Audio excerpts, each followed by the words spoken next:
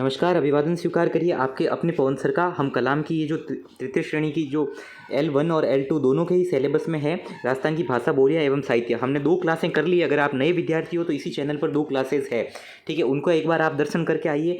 ठीक है, देखो ये चैप्टर हम कर चुके हैं और इस चैप्टर के हमने MCQs भी कर लिए थे। फटाफट देखो, ये MCQs थे, हमने किए थे, दबादब किए थे। अब अपन आज नए चैप्टर की तरफ बढ़ते हैं। नया चैप्टर क्या है? राजस्थानी भाषा का जो राजस्थानी साहित्य है ना, उसके बारे में अपन चर्चा करेंगे। किसके बारे में अपन चर्चा करेंगे? राजस्थानी साहित्य के बारे में। क्या चर्चा करेंगे? अब साहित्य के बारे में आज अपन क्या चर्चा देखेंगे कि राजस्थानी साहित्य का इतिहास क्या था। देखो, इतिहास का मतलब हर चीज़ का इतिहास होता है। जैसे आजकल सगाई करने जाते हैं या कोई जैसे कोई सेटलमेंट होता है तो क्या बोलते हैं, आपका पास्ट था क्या, आपका पास्ट था क्या। तो कोई कह देता है कि हाँ, जो चौराहे पे काड़ू नहीं है उसके साथ मेरी पहले मतलब व्यवस्था थी, तो मेरा पास्ट वो है काड़ू, ठीक है, या दापुड़ी मेरी पास्ट है, या जो भी आप काड़ू या दापुड़ी जो भी आपके जो भी है, तो वो पास्ट बता देते हैं। ठीक है, तो ठीक वैसे ही राजस्थानी भाषा का भी तो कुछ पास्ट होगा ना, राजस्थानी भाषा का भी तो इतिहास होगा ना। तो अपन आज क्या पढ़ेंगे? राजस्थानी भाषा का इतिहास। ये अपने सिलेबस में है, ठीक है। तो देखो, राजस्थानी भाषा के इतिहास में ये याद कर रखने की कोई ज़रूरी नहीं, अपन सीधा काम के पॉइंट पे आते हैं। यहाँ से एक सवाल आता है फिक्स है, एग्जामिनर यहाँ से एक सवाल देगा। इस सारणी को मैं मेरे तरीके से पढ़ाऊंगा, आपको रटना नहीं है। देखो, कल मैंने आपको एक चीज़ कही थी, राजस्थानी भाषा का गोल्डन टाइम कौन सा था कि 1650 से लेकर 1850। पहले फटाफट इस चीज़ को याद करो, राजस्थानी भाषा का गोल्डन टाइम कौन सा था? 1650 से लेकर 1850। तो 1650 से लेकर 1850 तो था golden time. Golden time that means स्वर्णिम काल, हिंदी में लिखा आएगा स्वर्ण काल, ठीक है। तो जो राजस्थानी भाषा का जो गोल्डन टाइम था ना, 1650 से लेकर 1850, उस गोल्डन टाइम के अंतर्गत रचनाएं क्या होती थी? तो उस गोल्डन टाइम में होती थी श्रृंगार, रीति, नीतिपरक। मतलब श्रृंगार रीति से आप क्या समझेंगे? श्रृंगार रीति से एक आपने गाना सुना होगा, एलिजा मारो गोरबंद रखवाड़ो नखरा लो, ठीक है। या आपने सुना होगा कि वो जो अपनी जो नारी होती है वो अपने नर के लिए गाना गाती है कि कहाँ चले गए आप, मेरे को नींद नहीं आ रही है, रात को आंटे आ रहे हैं, मैं रात को कभी इधर सिर फोड़ती हूँ, कभी इधर सिर फोड़ती हूँ। ऐसे गीत आपने मारवाड़ी में या राजस्थानी भाषा में सुने होंगे, वो सारे श्रृंगार गीत होंगे, ठीक है ना। ऐसा आता है ना, परनियोड़ा थानी याद कल्डी आवे, नींद ही नहीं आवे रात रा भीतर बचेड़ लूँ, वो जो सारे गीत है ना, वो सारे श्रृंगार गीत है।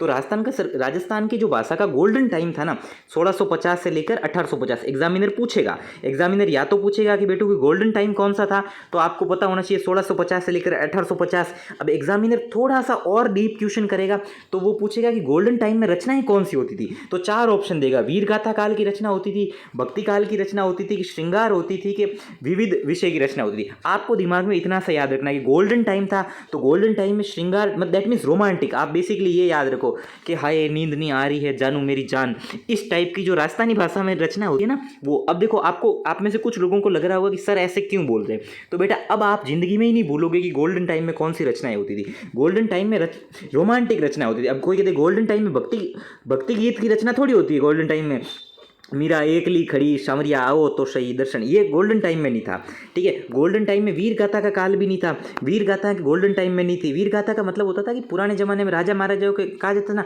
कि फलाना राजा तो हेलीकॉप्टर था, फलाना राजा जब अपना खड़ा करता था हथियार की बात कर रहा हूँ, ठीक है, तो कहते हैं 10-10 लोगों को एक साथ मार देता था, तो वो वीर गाथा का काल हो गया। भक्ति काल में मीराबाई का काल हो गया, मीरा के बारे में रचना हो गई। श्रृंगार में क्या होता था कि परनोड़ा थानी याद कल्डी आवे, नींद नहीं आवे, आटा आवे, वो जो सारी रचना होगी वो श्रृंगार की होगी, ठीक है ना। अब आधुनिक काल में विविध रचना होगी, ठीक है। अब आपको एग्जाम के पॉइंट ऑफ व्यू से क्या याद रखना है मैं आपको समझाता हूँ, शांति से समझो। हंसी आ गई हंस लो। अब शांति से समझो कि गोल्डन टाइम जो था उसमें कौन सी रचना होती थी, तो उसमें होता थी रोमांटिक। रोमांटिक को हिंदी में क्या कहते हैं? श्रृंगार। भाई रोमांटिक होने के लिए श्रृंगार करती है, लिपस्टिक विपिस्टिक लगा के एकदम टकाटक उनके आज तो बस बिखेर दे, मतलब बाढ़ बिखेर दे, ऐसा कहना चाहता हूँ मैं, ठीक है। तो अब देखो ये तो होगी। अब आपको अच्छा ये कब हुई थी? उत्तर मध्य काल में हुई थी, ठीक है। यहाँ तक ये पहली लाइन तो आप समझ गए, ठीक है। ये मेरा स्टाइल है कि मैं पहले यहाँ से नहीं पढ़ा के पहले यहाँ से पढ़ाता हूँ, मौसम बनाना पड़ता है ना, ठीक है। अब देखो, अब यहाँ से इन दो को अभी मैं करवाऊंगा, आपको अलग स्टाइल से करवाऊंगा। तो अब आप समझ गए उत्तर मध्य काल में क्या होता था? उम उम उम उम उम उम ये उम की आवाज़ कहाँ आती है, ठीक है, जब थोड़ा सा रोमांटिक माहौल होता है, ठीक है। तो रोमांटिक से आप श्रृंगार पकड़ लोगे, दैट मीन्स उत्तर और मध्य, से आप क्या पकड़ लोगे? उत्तर और मध्य। तो और 1650 1850 गोल्डन टाइम था। मैंने पिछली क्लास में आपको याद करवाया था कि जब गोल्डन टाइम था तो थोड़ा रोमांटिक बात होती थी, और रोमांटिक होगी तो थोड़ा उम की तो साउंड आएगा। यार मैं कैसा सर हूँ मतलब खैर मुझे ये पता है कि मेरी क्लास में जितने भी बच्चे सारे 18+ है और तो मुझे कुछ खास ऐसा होता नहीं है, ठीक है। ठीक है, फिर भी चलते आगे की तरफ बढ़ते। उम से आप क्या याद रखोगे, उत्तर मध्य। और उम से आप क्या याद रखोगे, रोमांटिक। रोमांटिक दैट मीन श्रृंगार, और रोमांटिक तो गोल्डन टाइम ही होता है जीवन का। तो 1650 से 1850 मरे ही नहीं भूलोगे। अब आप कमेंट बॉक्स में लिखो कि सर क्या, हाँ कि पवन सर बोलने की ट्रिक बता दो। याद करने की ट्रिक सब पूछते हैं, हम आपसे बोलने की ट्रिक पूछ रहे हैं। करो कमेंट कि सर बोलने की ट्रिक बता दो, ठीक है। यहाँ तक तो ठीक है, चलो हंस लो और आगे बढ़ते हैं। अब आधुनिक काल कुछ भी नहीं है, 1850 के बाद का काल आधुनिक काल है, जिसमें सारी रचनाएं हैं जो कॉमन रचनाएं। अब अपन बात करते हैं, कल जब आप पेपर में आपका लूँगा 28 तारीख को, तो मैं आपसे पूछूंगा कि वीर गाथा का काल कौन सा था। तो अब आपको याद रखना है, जो शुरुआत की होती है ना, शुरुआत में सब वीर गाथाओं की रचना करते थे। वीर गाथा दैट मीन्स कि राजा को हेलीकॉप्टर बता देते कि राजा जब अपनी तलवार निकालता है तो तलवार को देख देख कर 10-10 लोगों के शरीर कांपने लग जाते हैं, उनके खड़े हो जाते हैं, बाल खड़े हो जाते हैं, ये कहना चाहता हूँ मैं, ठीक है, डर के मारे, ठीक है। तो वो होगी वीर गाथा, किसी राजा की हांड ही बताना वीर गाथा हो गई। भक्ति काल दैट मीन्स भगवान की भक्ति, यहाँ अपन कोई मस्ती मजाक नहीं करेंगे, ठीक है। तो इन दोनों का टाइम याद रखो। अब आप कहेंगे सर ये टाइम भी याद करवा दो, अभी करवा देते हैं। देखो शुरुआत होती है 1050 से 1450, ठीक है, ये होती थी वीर गाथा का काल।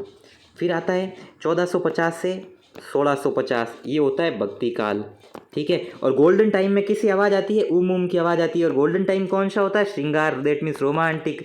और गोल्डन टाइम का पीरियड कौन सा, राजस्थानी भाषा का 1650 से 1850 तक। मैंने कल क्या बताया था कि 14 7 21, तो राजस्थानी भाषा दिवस कब मनाया जाता है, 21 को। कल की ये ट्रिक थी, आज की ट्रिक और ऐड कर लो, यहाँ तक हो गया। अब आप कहेंगे एक बार इस सारणी का दबा दबी स्क्रीनशॉट ले लो, और आप 2 बार पढ़ोगे तो आपको याद हो जाएगा। देखो उम से आप उत्तर मध्य याद रख लोगे, उम से श्रृंगार हो गया, 1650 गोल्डन हो गया, ठीक है। प्राचीन काल, तो प्राचीन काल शुरुआत होती वीर गाथा काल से 1050 से 1450, ठीक है। फिर भक्ति काल 1450 से 1650। देखो सब में 50-50 याद रखना। एग्जामिनर कोई भी ऐसा क्वेश्चन दे दे जिसके पीछे 50 नहीं हो, तो आप तुरंत उस ऑप्शन को एलिमिनेट कर सकते हो। You can easily eliminate that question. क्यों, बिकॉज वी नो दैट कि भाई ये जो है ना 1650 वाले ये जो टाइम है वही है, ठीक है ना, 50-50 वाले। चलिए आगे की तरफ बढ़ते। अब मैंने आपको है ना ये जो चीज़ है वो आपको मैंने मोटी मोटी है ना जो आगे आपको पढ़ानी है ना, वो मैंने आपको पहले ही पढ़ा दी कि भक्ति काल, देखो वीर गाथा काल में क्या होता था मैंने अभी आपको बता दिया था, ठीक है। और पूर्व मध्य काल में भक्ति काल था 1450 से 1650, और उत्तर मध्य काल श्रृंगार काल, रोमांटिक रचनाएं होती थी मस्त परनियोड़ा, हाय हाय हाय नींद ही नहीं आवे, ठीक है। जैसे मूमल की रचना होती थी, नींद नहीं आवे तो नींद री गोली ले, दिनरा बेटी होती काम करती को नहीं है, लाइब्रेरी में टाइम पास करती जन रात नींद की कराई।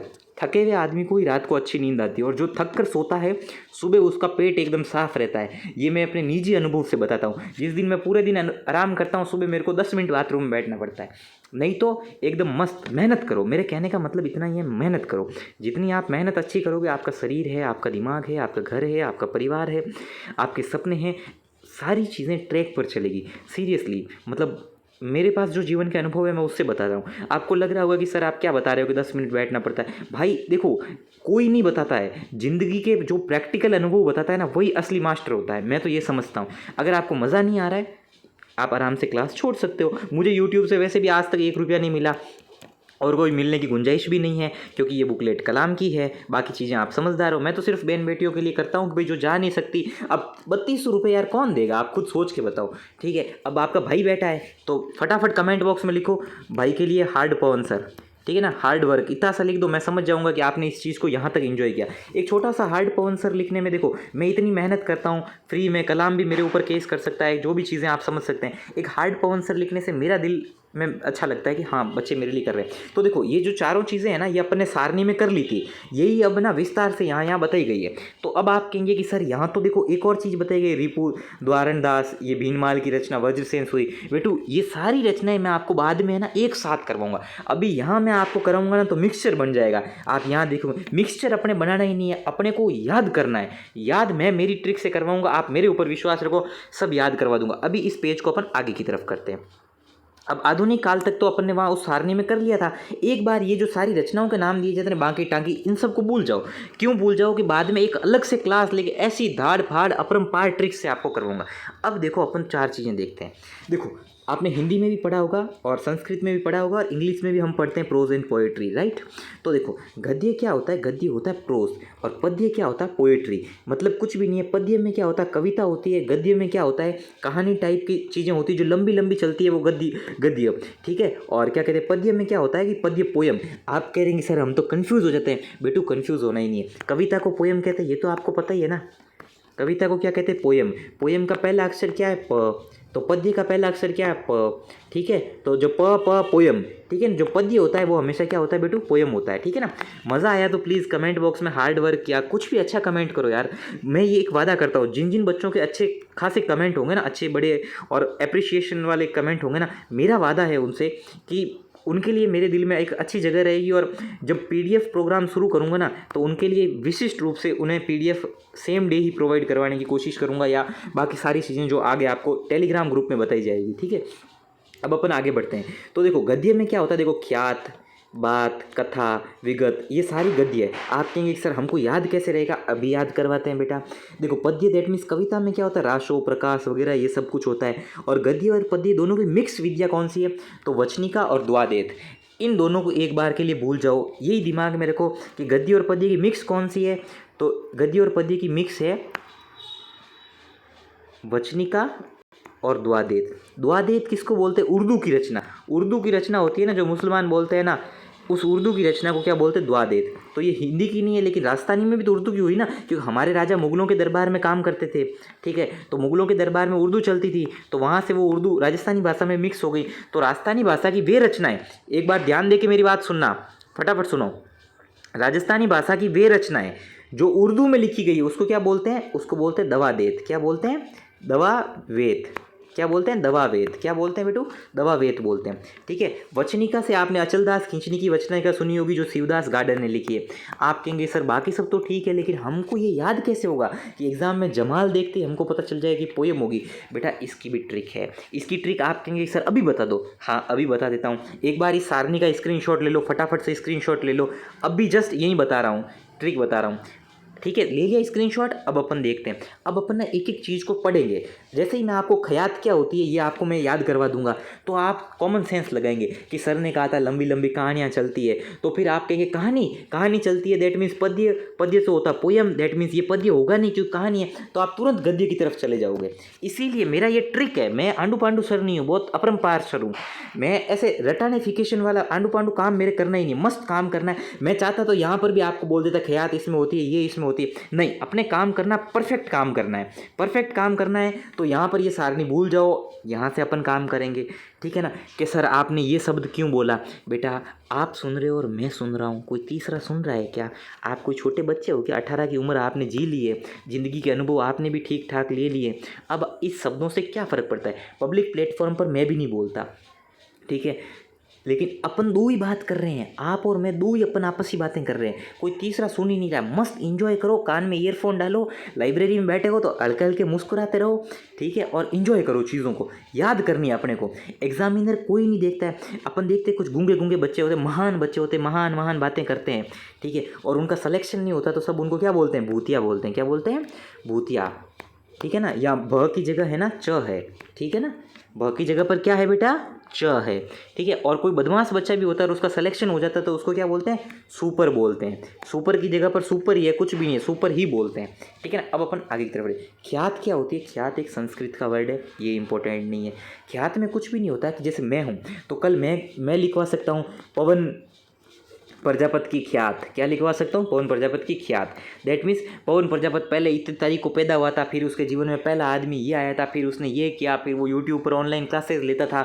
ये सारी बातें हैं ना, मैं लंबी लंबी ऐसे ऐसे ऐसे लिखवा दूँ तो वो हो जाएगी, मेरी ख्यात हो जाएगी। फिर वो ख्यात का दैट मीन्स कुछ नहीं है, आप दिमाग में रखो कहानी, ठीक है ना। आप नहीं सर कहानी से अलग होता, हाँ बेटू कहानी से अलग होता है, लेकिन आपको गद्य और पद्य में डिफरेंस करना है तो ख्यात से आप कहानी पकड़ो, ठीक है ना। मेरा वादा है, याद एग्जामिनर ये नहीं कभी नहीं देखता है कि आप कितने बढ़िया आदमी हो। एग्जामिनर देखता है आपने होल कैसा अच्छा भरा है, जो खाड़ा भरा है ना, वो आपका जो एग्जामिनर OMR सीट में जो आपने गोला भरा है ना, वो इम्पोर्टेंट है और कुछ भी इम्पोर्टेंट नहीं है। आगे की तरफ पढ़ते हैं। अब जो ख्यात है ना, उस ख्यात के दो पार्ट होते हैं, संलग्न ख्यात और बात संग्रह, दो होते हैं। देखो एक छोटी सी बेसिक चीज़ समझो, संलग्न ख्यात क्या होता है? संलग्न ख्यात एक लंबा चौड़ा इतिहास होता है, ठीक है। और बात ख्यात में क्या होता है कि कोई इंसिडेंट बताया जाता है। क्या बताया जाता है? इंसिडेंट बताया जाता है। देखो, इंसिडेंट, बात का मतलब क्या होता है कि वो एक बात कहू तो, कहीं कहते हो वो एक बात कहू तो, वो एक बात कहू तो दैट मीन्स उसने कोई लंबी चौड़ी 5 साल की चीज़ें थोड़ी बताई, उसने एक बात बताई है कि कल मैं बट फलान जी उठ गया, फलान जी उठ बढ़िया जिमा यान, फलान जी 2 टाबर हान, वो दैट मीन्स फलान जी के घर जाने की बात कह रहा है। दैट मीन्स एक छोटा सा इंसिडेंट बता रहा है। तो बात संग्रह से आप इंसिडेंट पढ़ लेंगे। और संलग्न में मतलब क्या होता है? संलग्न दैट मीन्स अटैच। तो अटैच कोई एक चीज़ तो होती नहीं, खूब सारी चीज़ें होती, तभी अटैच करनी पड़ती है ना, साथ में जोड़नी पड़ती है। अच्छा, अब ये आप कहेंगे कि सर दयाल दास की ख्यात संलग्न ख्यात है और मोनोथ की बात है। नहीं बेटा, ये याद करने की ज़रूरत नहीं है। और वैसे भी आगे अपन अलग से इन सब की क्लासें लेंगे, ठीक है। अब बात क्या होती है? बात, ये बात जो है ना, ये वर्ड बात से ही जुड़ा हुआ है। दैट मीन्स एक कोई इंसिडेंट बताना, कोई इंसिडेंट बताना। जैसे राव अमर सिंह जी की बात।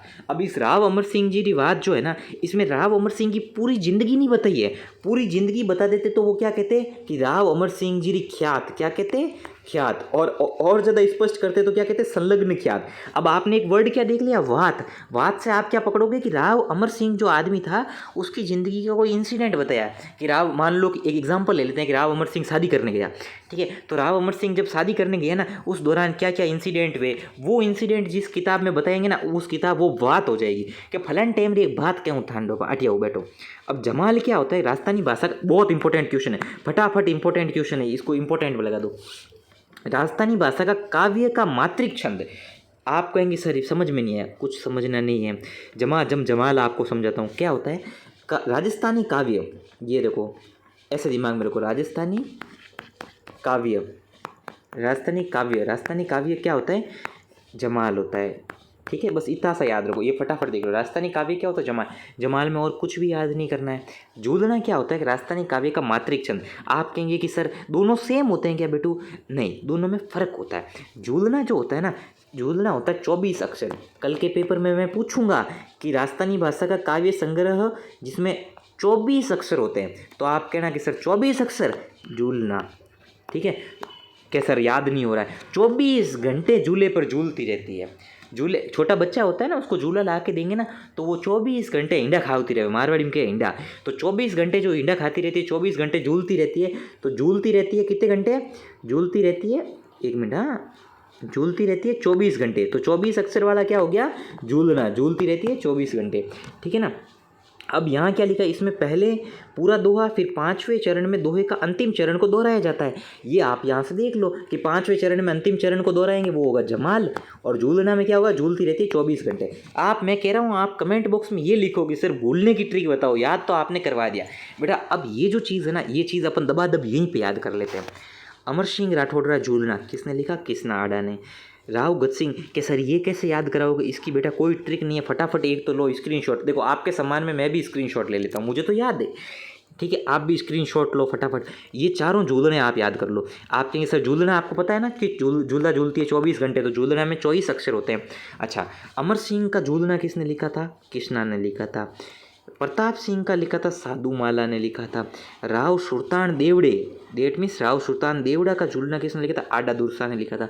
और राजा गजसिंह का झूलना किसने लिखा था? बारट राजसिंह ने लिखा था। इसकी कोई ट्रिक नहीं है, ये आपको याद करना पड़ेगा। कि सर याद नहीं हो रहा है, पक्की बात नहीं याद हो रहा है, एक बार स्क्रीनशॉट ले लो, बाद में मैं आपको है ना सारी रचनाएं याद करवाऊंगा ना, एक से लेकर हर रोज़ 50-50 रचनाएं याद कराऊंगा। ऐसी दाड़ फाड़ ट्रिक बताऊंगा कि आप भूल ही नहीं पाओगे। आप कहोगे सर अब हमको भूलने की ट्रिक बताओ। मेरे घर वाले कह रहे हैं कि इतना तुझे याद कैसे हो गया? आप ऐसे कहोगे कि सर हम तो पवन प्रजापति सर से पढ़ते हैं, तो पीपी सर ऐसा दाड़ फाड़ पढ़ा देते हैं कि याद हो जाता है। फटाफट इसका स्क्रीनशॉट लो आप, बाकी बातें अपन बाद में करेंगे ना, ज़्यादा बातें नहीं करनी। अभी आज आपने क्या चीज़ें सीखी है कि 5वें चरण के बाद रिपीट होता है, तो हो गया जमाल, ठीक है ना। और झूलना क्या होता है? झूला झूलती है 24 घंटे, तो झूलना हो गया 24 मात्रिक 24 अक्षर वाला, ठीक है। फिर फटाफट एक बार फिर से बोल देते। अमर सिंह का किसने लिखा था? कृष्णा आडा ने। मैं है ना आंखें मींच के आपको बताता हूँ। अमर सिंह का किसने लिखा था? कृष्णा आडा ने। गज सिंह का किसने लिखा था? बारट राज सिंह ने। फिर प्रताप सिंह का किसने लिखा था? तो राव साधुमाला ने लिखा था। और देवड़ा सुल्तान का किसने लिखा था? आडा ने लिखा था, ठीक है। यहाँ तक हो गया। देखो देवड़ा में ढ आता है, आडा में भी ढ आता है, ठीक है ना। ऐसे आप पकड़ सकते हो। गज कितने थे? गज 12 थे कि 12 हाथी थे। ऐसे आप पकड़ सकते हो। पर ये ट्रिक मैं अभी नहीं बताना चाहता, ये ट्रिक मैं जब अलग से करवाऊंगा ना तब बताऊंगा, है ना। चलो अब अपन आगे की तरफ बढ़ते हैं। पर्ची एग्जाम में बहुत इंपॉर्टेंट है, जैसे झूलना इंपॉर्टेंट है वैसे ही पर्ची इंपॉर्टेंट है। कुछ नहीं, साधु संत जो लिखते थे ना, मेरे जैसे भोले आदमी, मैं तो भोला आदमी, भोला जीव हूँ एकदम, अल्लाह की गाय हूँ, ठीक है। मेरे जैसे जो भोले साधु संत लिखते थे ना, उस साधु संत को क्या लिखते हैं, पर्ची। क्या कहते हैं, पर्ची। एग्जामिनर पूछ सकता है कि पर्ची क्या है, तो ये मत लिखना कि भजनलाल सरकार को मुख्यमंत्री बनाने के लिए पर्ची आई थी, नहीं, भजनिया तो छोड़ो, भजनलाल सरकार का इससे कोई कनेक्शन नहीं है। पर्ची क्या होती है, साधु संतों के लिए जो चीज़ होती है, भजनलाल जी, मैं उन्हें सम्मान देना चाहूँगा, कैसे भी है राजस्थान के मुख्यमंत्री है, ठीक है ना। तो पर्ची क्या होती है, कुछ भी नहीं होती, साधु संतों के जीवन से जुड़ी होती है। प्रकाश क्या होता है बेटू, प्रकाश कुछ नहीं होता, प्रकाश और बात एक ही चीज़ होती है, किसी एक इंसिडेंट को बताना, ठीक है। प्रकाश और बात किसी एक इंसिडेंट को बताना। फटाफट इसका स्क्रीनशॉट ले लो, आप ले लो, फटाफट ले लो, ठीक है। अच्छा देखो, ये आपको याद करने पड़ेंगे कि देखो, किशोरदास राज प्रकाश, आसिया मान सिंह महायश प्रकाश, ये जो लेखक है इस तरफ और इस तरफ प्रकाश है। अब कोई बच्चा बोल दे, बहन बेटी बोल दे कि सर हमको याद नहीं होते, तो देखो एक बार आप स्क्रीनशॉट ले लो, खाना खाते टाइम या फ्री जब भी आपका टाइम हो तब आप एक बार देखते रहो, फिर बाद में मेरा वादा है कि मैं आपको बाद में अलग से कराऊंगा। मरसिया क्या होती है, मरसिया नाम से स्पष्ट है कि मरे हुए आदमी के पीछे मरसिया लिखी जाएगी। वंशावली या पीढ़ी क्या होती है कि आप समझ सकते हैं, आपकी वंशावली होती है कि आपसे पहले कौन था, आपके बाद में कौन था, ये हो गया। अब दूहा क्या हो गया, दूहा कुछ भी नहीं है बेटा, दूहा दोहा है, नाम से ही स्पष्ट है। जो इंपॉर्टेंट होता है वो मैं आपको करा देता हूँ। बही क्या होता है, बही खाता, दैट मीन्स हिसाब किताब लिखा जाता है। बात क्या होती है, मैंने बात और बात एक ही चीज़ होती है, छोटी छोटी बातें, देखो ये लिखा हुआ भी है, मैंने आपको पहले ही बता दिया था। पीपी सर से पढ़ने का फ़ायदा यही है कि पीपी सर है ना, फॉर्मेलिटीज़ नहीं करते। जहाँ मुझे लगता है पहले ये लाइन बतानी है तो पहले ये बताता हूँ, जहाँ ये बताना है तो वहाँ ये बताता हूँ, क्योंकि मेरे को कोई पैसा कमाना नहीं है। पैसा कमाना होता ना तो गाइज़ ये मैं मेंबरशिप प्रोग्राम में चला देता या किसी कोचिंग में पढ़ाने लग जाता। यहाँ जोधपुर में खूब कोचिंग है, कोई भी 30-40 हज़ार रुपये दे सकता है। अपने पैसा कमाना ही नहीं है, घर बहुत साउंड बैकग्राउंड है, अपने पैसे की बात नहीं, अपने है बात चीज़ें कि सीखना कि कुछ कुछ अच्छा कैसे किया जा सकता है जीवन में। तो बात क्या होती है, पैसे की बात है भाई, पैसे बाद में, पैसे की बात बाद में आएगी, जब मैं कमाने लग जाऊंगा तब पैसे की बात आएगी। अभी तो अपने यूट्यूब पर सब कुछ फ्री है, टेलीग्राम पर भी सारी बुकलेट फ्री है, ठीक है ना, ठीक है। किसी को अलग से टेस्ट सीरीज चाहिए वगैरह, तो जो मैं कहीं से पैड लाऊंगा तो वो मैं आपको उस आदमी से कांटेक्ट करा दूंगा। मेरे पास जो बुकलेट आ गई ना, मैं आधी रात को टाइम निकाल के उसको स्कैन करके टेलीग्राम पर डाल दे। अभी तक टेलीग्राम पर मैंने कम से कम 15 से 20 बुकलेट कलाम की डाल दी है। जाओ मेरे टेलीग्राम चैनल पर पीपी दिस साइड लिखो, पीपी दिस साइड। अच्छा कुछ मत लिखो, बाद में जब क्लास ओवर हो जाए ना तो क्लास के बाद में मैं ना यहाँ लिंक दे दूंगा क्लास के ऊपर, तो जोर से स्क्रीन पे ठोकना, सीधे मेरे टेलीग्राम में चले जाओगे। वैली क्या होती है, वैली भी कुछ भी नहीं है, राजनीतिक घटनाओं के साथ साथ सामाजिक घटनाएं। अब आप कह रहे हैं कि सर मैं कंफ्यूज हो रहा हूँ, कभी बात होती है, कभी वैली होती है, कभी ख्यात होती है। तो बेटा एग्जामिनर भी कंफ्यूज होता है। एग्जामिनर आपसे सिर्फ 3 चीज़ें पूछेगा, बाकी ये ना बात पूछेगा ना वैली पूछेगा, और पूछेगा तो ऑप्शन में एक ऐसी चीज़ होगी कि आप पकड़ लोगे। एग्जामिनर क्या पूछता है, पर्ची। पर्ची कौन, साधु संतों की जो रचना होती है पर्ची। एग्जामिनर क्या पूछता है, दुआ वेद। दुआ वेद दैट मीन्स उर्दू की रचना, ठीक है। एग्जामिनर क्या पूछता है, एग्जामिनर पूछता है ख्यात, दैट मीन्स लंबी चौड़ी कहानियाँ जो राजा महाराजा के जीवन में होती है। इसके अलावा एग्जामिनर कुछ भी नहीं पूछता है, ठीक है। अब देखो ये प्रकाश ये वगैरह ये सब, कभी कभी एग्जामिनर का मूड खराब होता है तो मरसिया पूछ लेता है। तो मरसिया तो आप नाम से स्पष्ट है कि मरसिया क्या होगा, मरना, ये लो मरसिया हो गया, ठीक है। अब अपन आगे देखो, मरसिया कर लिया, वंशावली कर ली, अपन ने बात कर ली, ठीक है ना। अब रासो क्या होता है, रासो में क्या होता है, रासो होता है राजा की प्रशंसा में लिखा हुआ है कि जैसे पृथ्वीराज रासो किसका, चंद्रवर्दय का है। बिसलदेव रासो नरपति नाल का है। खुमान रासो दलपत विजय का है। संगत कीजिए गिरधर की, तो संगत गिरधर आशिया की होगी। कायम खा रासो किसका है, कवि जान का है। रतन रासो कुंभकर्ण का है। शत्रुसाल रासो डूंगर सिंह का है। हमीर रासो जोधराज का है। जवान कौन सा, सीताराम रासो है। ये आप कहेंगे सर याद नहीं हो रहा, बेटू मैं करवाऊंगा ना याद, मेरे ऊपर विश्वास रखो। एक बार ये फटाफट स्क्रीनशॉट ले लो, अलग से क्लास लूँगा इसकी। ले लिया स्क्रीनशॉट, आगे की तरफ बढ़ते हैं। अब अपन देखो, अपन ने यहाँ तक तो देख ली। अब वैली जो पड़ी थी ना, वैली, अब यहाँ पर कुछ वैलियाँ आ गई है कि कौन सी वैली क्या चीज़ है। तो वैली वही है, वीरता और किसी घटना का इतिहास होता है, उसका वर्णन होता है। यहाँ तक आपने देख लिया।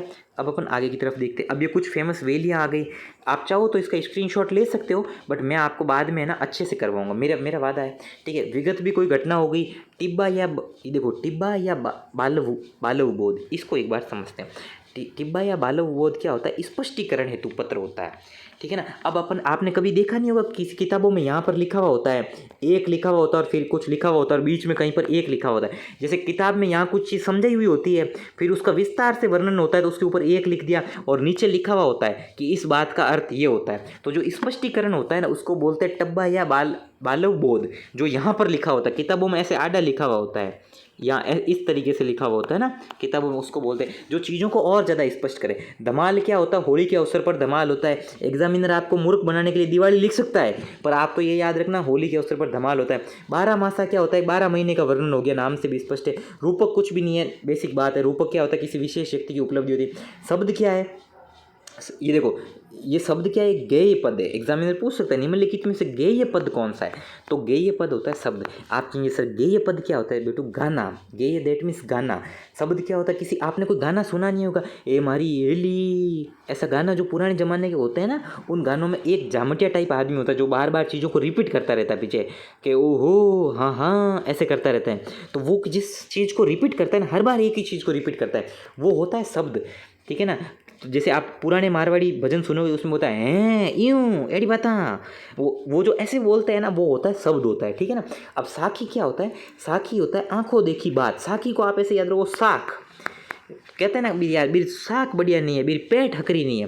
पेट हकरी दैट मीन्स वो आंखें झूठी बातें बता दे। तो जो आंखों देखी जो रियल टाइम जो होता है ना, आप वर्णन करते हो ना कि यार मैं वहाँ गया, मैंने अचानक से कमरे का दरवाज़ा खोला तो सर सीट पर बैठे थे और सर पढ़ा रहे थे, ठीक है, और या सर खुद किताब पढ़ रहे थे, फिर मैंने कमरे का दरवाज़ा वापस से बंद किया और मैं बाहर आ गया। तो आपने जो इंसिडेंट बताया ना कि जैसे ही मैंने आडा खोला वैसे ही सर पढ़ रहे थे किताब जोनी दास की, ठीक है। तो जो आपने इंसिडेंट बताया वो इंसिडेंट क्या होगा कि वो एक साखी होगी, मतलब रियल चीज़ आपने बताई कि मैंने जैसे ही देखा वो चीज़ मैंने बता दी। श्लोक का कुछ नहीं होता, संस्कृत के श्लोक होते हैं ना, आपने संस्कृत में श्लोक वर्ड सुना होगा ना बेटू। श्लोक कोई मारवाड़ी में सिलो का बोल देते हैं, श्लोक सिलो का, बस और कुछ भी नहीं है, ठीक है ना। मैं जैसे पढ़ा रहा हूँ ना वैसे आपको कोई टीचर मिलेगा ही नहीं। आप कमेंट करो यार, कमेंट में जाके लिखो जोरदार पवन सर, प्लीज़ लिखो। आप कमेंट नहीं करोगे मैं क्लास बंद कर दूँ। एक जोरदार वर्ड लिखने में भी आपको जोर आ रहा है क्या यार, लिखो ना प्लीज़ यार, भाई हो ना बहन हो ना, लिखो लिखो लिखो लिखो लिखो।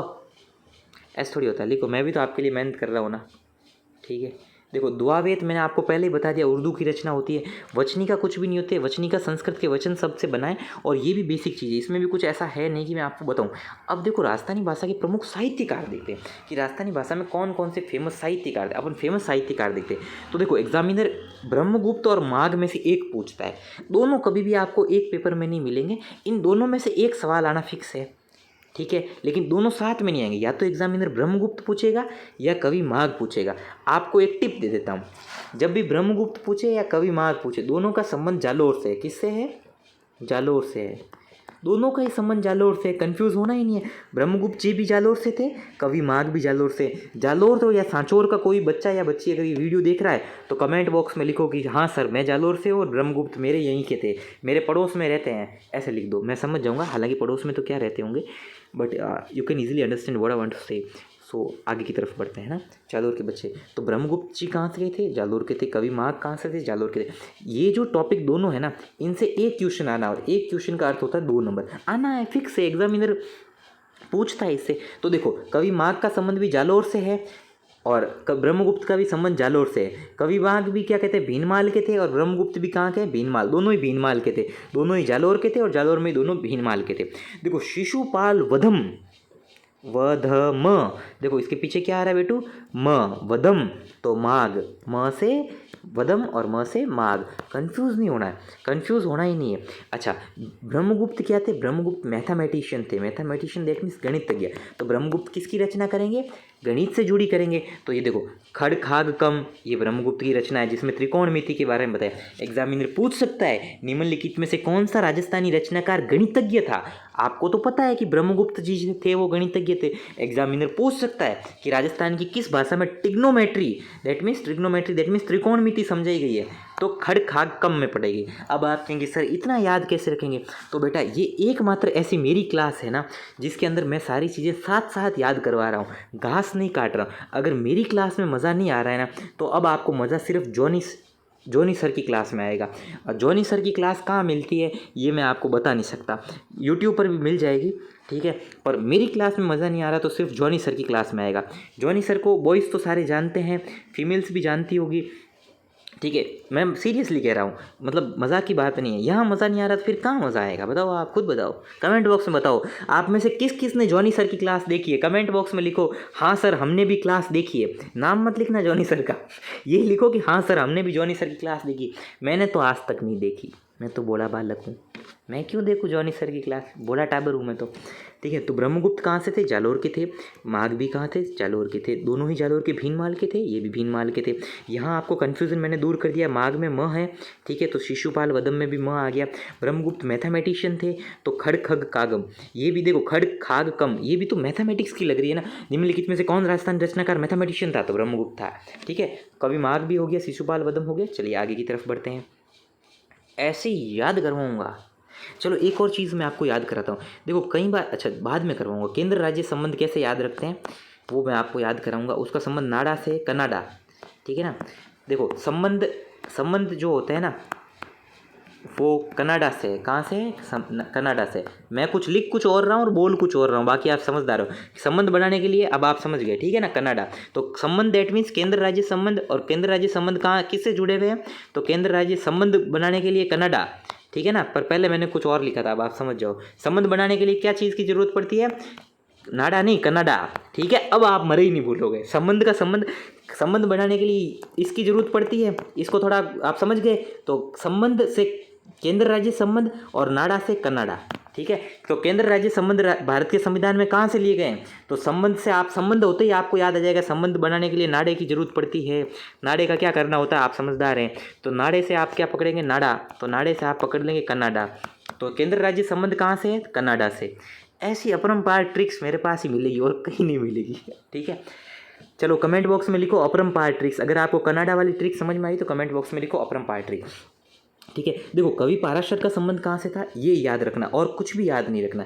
कवि पाराशर कहाँ से थे बेटू, तो अजमेर से थे। कहाँ से थे राजा, अजमेर से थे। और कुछ भी याद नहीं करना, ये सब भूल जाओ, ठीक है। श्रीधर कहाँ से थे, श्रीधर कहाँ थे, ये राठौड़ रणमल के समकालीन थे, बिल्कुल सही बात है। श्रीधर कहाँ से थे, श्रीधर मारवाड़ से थे। कहाँ से थे बेटा, मारवाड़ से थे। और इन्होंने क्या किया था, रणमल के समकालीन थे, तो रणमल और जफर खां के युद्ध का वर्णन किया है। दलपत विजय, दलपत विजय है ना, देखो दलपत विजय से एक ही चीज़ याद रखो, खुमान रासो, और कुछ भी याद नहीं रखना है। दलपत विजय से खुमान रासो, और खुमान रासो में आपको क्या मिलता है बेटा, तो खुमान रासो में मेवाड़ के शासक राज सिंह तक का वर्णन मिलता है, ठीक है ना। किसका मिलता है, मेवाड़ के शासक राज सिंह का वर्णन मिलता है। दलपत रासो पिंगल में लिखी हुई है। पुराने विद्यार्थी जानते हैं कि मैंने एक डीपी ट्रिक बताई थी, क्या ट्रिक बताई थी, डीपी ट्रिक। ये है मेरा प्यारा राजस्थान, मैंने क्या कहा था, ये पार्ट है डी, ये पार्ट है पी। डीपी होती है ना व्हाट्सएप पर लगाते हैं, तो देखो ये तो डी हो गई, ये हो गई पी। तो अब देखो पश्चिमी राजस्थान में डी होता है, लेकिन ये तो मेवाड़ के शासक के बारे में बता रहा है, तो ये इस रेंज में आ गया, तो ये अपने आप ही पिंगल भाषा हो गई। आपको रटना नहीं है, आपको मैंने जैसे डीपी ट्रिक बताई ना, तो आप मेवाड़ पकड़ते ही पकड़ गए, मेवाड़ में तो पिंगल ही चलेगी, डींगे तो मारवाड़ के एरिया में चलती डींगल। ऐसे आप ऐसे ट्रिकों से करो। देखो अब है ना सारंगधर आ गया, सारंगधर के बारे में अपन क्या जानते हैं वो देखते हैं। देखो सारंगधर के बारे में ना मैं आपको एक चीज़ कहता हूँ, ऐसे है ना एक एक चीज़ आपको नहीं पढ़नी है। सारंगधर का देखो आप फटाफट ये देख लो कि सारंगधर के समय एक इम्पोर्टेंट चीज़ क्या थी, कि सारंगधर ने है ना, ये देखो यहाँ कहीं लिखा हुआ मैंने पढ़ा था, ये रहा सारंगधर है ना, ये जो सूत्रधार मंडन, मंडन तो अलग चीज़ हो गई, मंडन और सारंगधर दोनों ही समकालीन थे आपस में, ये चीज़ आपको ध्यान में रखनी है। सारंगधर ने क्या किया, कुछ भी नहीं किया, भूल जाओ सारंगधर को, कुछ भी इंपॉर्टेंट नहीं याद रखने दे। मंडन ने क्या किया था, मंडन के बाप का नाम था खेता, ठीक है। मंडन के बाप का नाम क्या था, खेता। मंडन था आर्किटेक्ट, इसने बी आर्क किया था उस जमाने का। तो आर्किटेक्ट क्या होता है कि ये किलों के नक्शे बनाता था, कौन बनाता, मंडन बनाता था, ठीक है ना। कुंभलगढ़ के किले का नक्शा किसने बनाया था, मंडन ने बनाया था। किसने बनाया था, कुंभलगढ़ के किले का नक्शा किसने बनाया था, मंडन ने बनाया था। आप कहेंगे सर एग्जामिनर ऐसा पूछता है कि हाँ बेटा ऐसा पूछता है कि कुंभलगढ़ का वास्तुकार कौन था, तो मंडन था। एग्जामिनर ये भी पूछ सकता है कि कुंभलगढ़ के वास्तुकार मंडन के पापा का नाम क्या था, तो मंडन के पापा का नाम था खेता।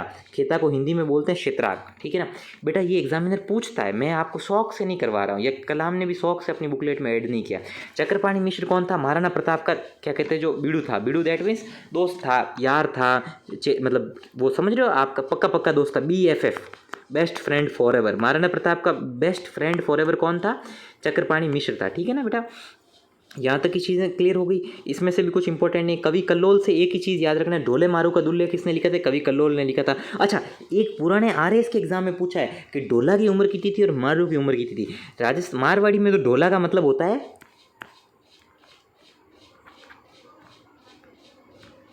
जो बोतल होती है ना शराब की, उसको बोलते हैं ढोला। ठीक है, देसी शराब को बोलते हैं ढोला। ये भी राजस्थानी वर्ड है। आर्ट एंड कल्चर में पूछ सकता है, आरएस में पूछा हुआ है कि राजस्थानी भाषा में शराब को क्या बोलते हैं, तो बोलते हैं ढोला। ठीक है, दारू दारू नहीं बोलते बेटा, दारू उर्दू का वर्ड है। उर्दू का अप्रूव होते होते हिंदी में आया, फिर मारवाड़ी में आया।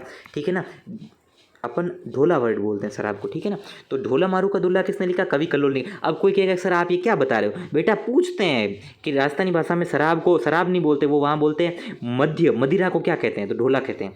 ठीक है ना, ये पूछते हैं। तो अच्छा, ढोला की उम्र कितनी थी? तो ढोला की उम्र थी 3 साल। और ये जो मरवणी या मारू बोलते हैं, इसकी उम्र कितनी थी? 1.5 साल। आपको याद नहीं हो रहा, कोई बात नहीं।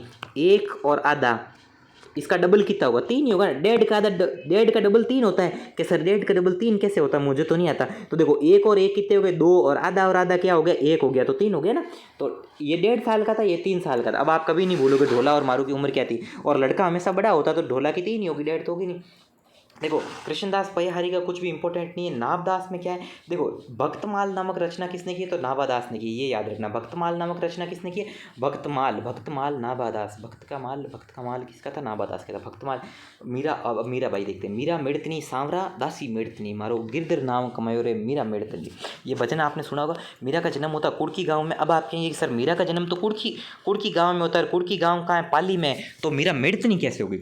आप में से मन में सवाल तो आ रहा है, मेड़तनी दैट मीन्स मेड़ता। आप कहेंगे कि सर मीरा तो जन्मी पाली में, तो मीरा मेड़तनी दैट मीन्स मेड़ता की कैसे होगी? तो बेटा मीरा का जन्म तो यहाँ हुआ था। जैसे मेरा जन्म तो हुआ है ख्यूसर में। मेरा जन्म कहाँ हुआ है? ख्यूसर में। लेकिन मैं तो जोधपुर के रूप में जाना जाता हूँ ना, क्योंकि मेरा जन्म होने के ठीक बाद में मेरे पेरेंट्स जोधपुर में आ गए थे।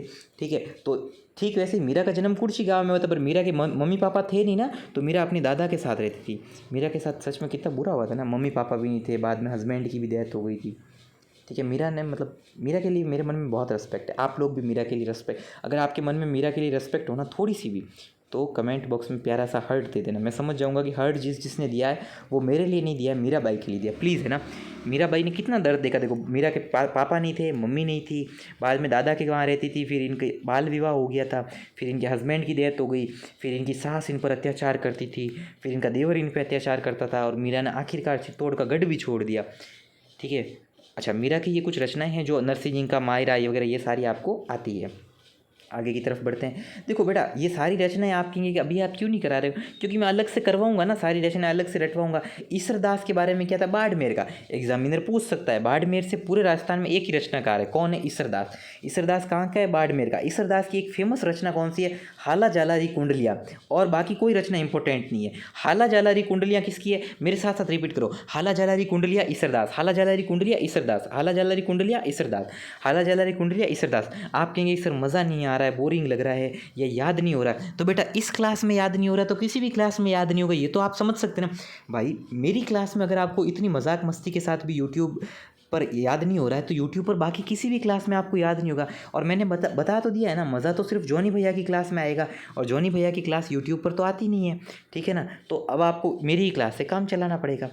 ये मैं मतलब ऐसा नहीं है कि कोई ईगो में कह रहा हूँ, मैं आपको बता रहा हूँ कि बेटा मज़ा कहीं भी नहीं आएगा। ठीक है ना, जो सबसे अच्छी क्लास चल रही है वो हमारी ही चल रही है। अच्छा कहेंगे सर आप ईगो में कह रहे हो, ईगो में नहीं कह रहा हूँ बेटा। अभी यहीं पर क्लास छोड़ के, है ना, कहीं और जाके देख ले, कहीं और क्लास लेकर देख लो आप। वहाँ अगर एग्जामिनर याद करवा देना तो मुझसे मिल लेना वापस। कोई याद नहीं करवाता, सबको ऐसा होता है महान बनना होता है, सब अच्छी बातें करते हैं, मैं देसी बातें करता हूँ तो याद हो जाता है। देखो केशवदास गार्डन का मैंने पहले ही बता दिया था कि गजगुण रूपक उसने लिखा है। ठीक है ना। अच्छा, इसके अलावा देखो पृथ्वीराज का क्या, पृथ्वीराज कौन थे? बीकानेर के राठौड़ शासक जो कल्याणमल थे उनके बेटे थे। एग्जामिनर पूछता है पृथ्वीराज को कहाँ की रियासत दी गई थी? तो झालावाड़ की थी। और झालावाड़ में ही बैठकर इन्होंने क्या लिखा था? वेली कृष्ण रुक्मणी। वेली कृष्ण रुक्मणी, ये देखो ये यहाँ पर लिखा हुआ वेली कृष्ण रुक्मणी, वेली कृष्ण रुक्मणी। ठीक है ना, ओके, यहाँ तक हो गया। अब अपन आगे की तरफ बढ़ते। साया जी, साया जी क्या करते थे? साया जी जूलना लिखते थे, जूला। झूला लिखते थे, झूला। ठीक है, अभी मैंने आपको बताया था कि झूलना क्या होता है, झूला झूलता है 24 घंटे, तो झूलना में क्या होता है, 24 क्या कहते हैं अक्षर होते हैं। ठीक है ना, मैंने आपको बताया था, साथ साथ रिपीट भी करवाता रहूँगा। ठीक है, अभी कवि कुशलाभ में कुछ खास इंपॉर्टेंट है नहीं। ठीक है ना, बस ये इंपॉर्टेंट है कि ईसरदास जिन्होंने हाला जाला की कुंडलियाँ लिखी थी वो बाड़मेर के थे और कवि कुशलाभ जैसलमेर के थे। बाड़मेर और जैसलमेर से एक एक आदमी है जो फेमस है, तो बाड़मेर का ईसरदास और जैसलमेर का कवि कुशलाभ, ये देखो। इसके अलावा और कुछ इंपॉर्टेंट ही है। उत्तर मध्यकालीन अपन ने क्या कहा था, उम की ट्रिक बताई थी अपन ने, की अपन ने क्या बताई थी, ट्रिक बताई थी। तो उत्तर मध्यकाल में जो रोमांटिक रचनाएं होती थी ना, ठीक है, आप कहेंगे कि सारी रचनाएं रोमांटिक होती थी, नहीं बेटा, रोमांटिक की सारी रचनाओं की कोई छाप नहीं है, बस एक बार उसको भूल जाओ, श्रृंगार उसको। अपन बादर ढाडी की रचना देखते हैं, वीरमायण बादर ढाडी की होगी। दुर्सा आडा की कौन सी रचना हो जाएगी बेटा, तो दुर्सा आडा की रचना। दुर्सा आडा जोधा का संबंध कहाँ से था कि जोधपुर रियासत में इनका जन्म हुआ था और इन्होंने अपना अधिकांश समय कहाँ बिताया था, सिरोही में बिताया था। कहाँ बेटा बिताया था, सिरोही में बिताया था। तो दुर्सा आडा की एक ही रचना पूछते हैं कि दुर्सा आडा की किस रचना में महाराणा प्रताप की वीरता का वर्णन किया गया, तो ये विरुद्ध छतरी। देखो छतरी किसकी बनाते हैं, महाराणा प्रताप की छतरी बनाई ना, उससे आप याद रख सकते हो कि विरुद्ध छतरी में किसका रचना है, तो महाराणा प्रताप। ठीक है ना, आप कहोगे सर कल की क्लास में बहुत मज़ा आया था, आज मज़ा नहीं आ रहा है। बेटा आज टॉपिक ही ऐसा है, देखो मुझे भी पढ़ाने में मज़ा आ रहा है तो आपको तो आना चाहिए ना। मुनोत नैन्सी जोधपुर के किस शासक के दरबारी कवि थे, तो जसवंत सिंह के थे। ठीक है ना, और मुनोत नैन्सी को राजस्थान का, ये इंपॉर्टेंट क्वेश्चन है, शांति से सुनो, शांत, calm down, relax boys, relax girls, एकदम काम डाउन। राजस्थान का राजपूताने का अबुल फजल किसे कहा जाता है, तो राजपूताने का अबुल फजल किसे कहा जाता है, तो मुनोत नैन्सी को कहा जाता है। और किसने कहा, तो मुंशी देवी प्रसाद ने कहा।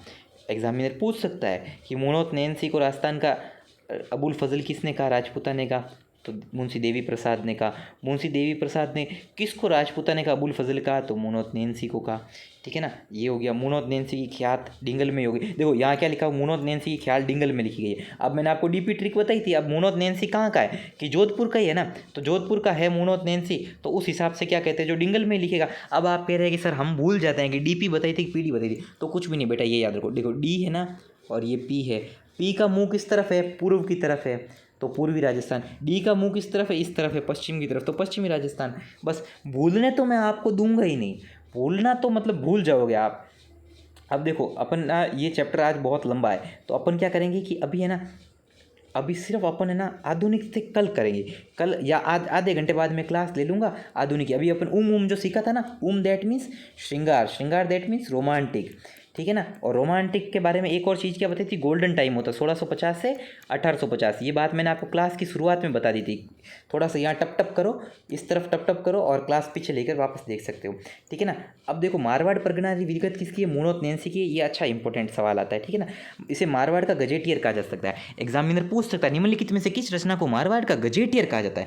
मारवाड़ का गजेटियर किसको कहा जाता है, मारवाड़ का गजेटियर कहा जाता है मारवाड़ परगनारी विगत को। देखो मारवाड़ परगनारी विगत, परगना दैट मीन्स पूरा स्टेट, तो पूरे स्टेट की विगत होगी, वही तो मारवाड़ का गजट होगा। गजट दैट मीन्स विस्तृत वर्णन या राजपत्र। तो राजपत्र कौन सा होगा, जिसमें मारवाड़ की होगी पूरी विगतवार रचना होगी ना। ये देखो यहाँ लिखा हुआ। ठीक है, अब देखते हैं आगे की तरफ देखते हैं। जसवंत सिंह क्या थे, जसवंत सिंह जो थे ये जोधपुर के महाराजा थे और डिंगल पिंगल में खुद रचना करते थे। कोई इंपॉर्टेंट इसमें कुछ नहीं है। डूंगर सिंह के बारे में एक ही चीज़ आपको याद रखनी है कि शत्रुसाल रासो, कौन सा रासो लिखा था डूंगर सिंह ने, शत्रुसाल रासो। बेटा कौन सा रासा लिखा था, शत्रुसाल रासो। कौन सा लिखा था राजा, शत्रुसाल रासो किसका था, डूंगर सिंह का। शत्रु कौन है, डूंगर। ठीक है ना, डूंगर सिंह। ठीक है ना, शत्रुसाल रासो डूंगर सिंह हो गया। अब से जगजीवन खिड़िया का कौन सा रासो है, एक ही याद रखना है, जगजीवन खिड़िया का रासो है वचनिका राठौड़ रतन सिंह जी महेश दासरी। ये देखो मैं वापस से इसको मिटाता हूँ। ये देखो ये इतना लंबा नाम है ना, ये एक ही नाम है, वचनिका राठौड़ रतन सिंह जीरी महेश दासोत्री। ये किसने लिखी, जगजीवन खिड़िया ने लिखी। ठीक है, जोगीदास का कुछ भी इंपॉर्टेंट नहीं है। ठीक है, और फिर देखते हैं अपन वीरभाण जोधपुर के थे।